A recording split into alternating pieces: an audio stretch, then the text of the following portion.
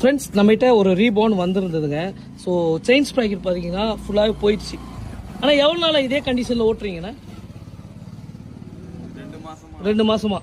Simple ஒரே விஷயம், இங்கே 2 அலன்கி வச்சு போல்டு கட்டணும். அதை காட்டு தம்பி, கேஸை திருப்பி காட்டுங்க, திருப்பி காட்டு. இந்த கேஸை கழட்டணும். எவ்வளோ மண்ணு பாருங்களேன் பிரதர். இப்போ நீங்கள் பார்த்தீங்களா இந்த மண்ணெல்லாம் இது உள்ளே தான் வந்தது. ஸோ கைஸ் என்னதுன்னா இது உள்ள இவ்வளோ மண் இருந்ததுன்னா இப்போ செயின் எப்படி போகும்? ஸோ செயின் போகிறதுக்கு வழியில் அது இன்னர்ஸ் பாக்கெட் எப்படி பெண்டாக இருக்குது பாருங்கள். So guys what I'm requesting, Royal Enfield வச்சிருக்கவங்களாம் இந்த 2 போல்டை கழட்டுறது ரொம்ப சிம்பிள், லோக்கல் மெக்கானிக்காக பண்ணிடுவாங்க. எடுத்து இதெல்லாம் க்ளீன் பண்ண தம்பி, இங்கே கொஞ்சம் க்ளீன் பண்ணுங்கள். ஸோ உள்ளேயும் பார்த்தீங்கன்னா எவ்வளோ மண் இருக்குது பாருங்கள். ஸோ இது எல்லாத்தையுமே க்ளீன் பண்ணாலே போதும், செயின் ஸ்ப்ராக்கெட் மெயிட் ஆகும். இல்லைனா ஸோ இப்போ இந்த வண்டிக்கு வந்துட்டு செயின் ஸ்ப்ராக்கெட் மாற்ற வேண்டிய சூழ்நிலை வந்துருச்சு. அண்ட் செயினை தூக்கி காட்டுங்க தம்பி, லூஸாக இருக்கிறது எவ்வளோ இது பாருங்கள். So please maintain your Royal Enfield chain, especially இவ்வளோ மண்ணெலாம் இருந்ததுன்னா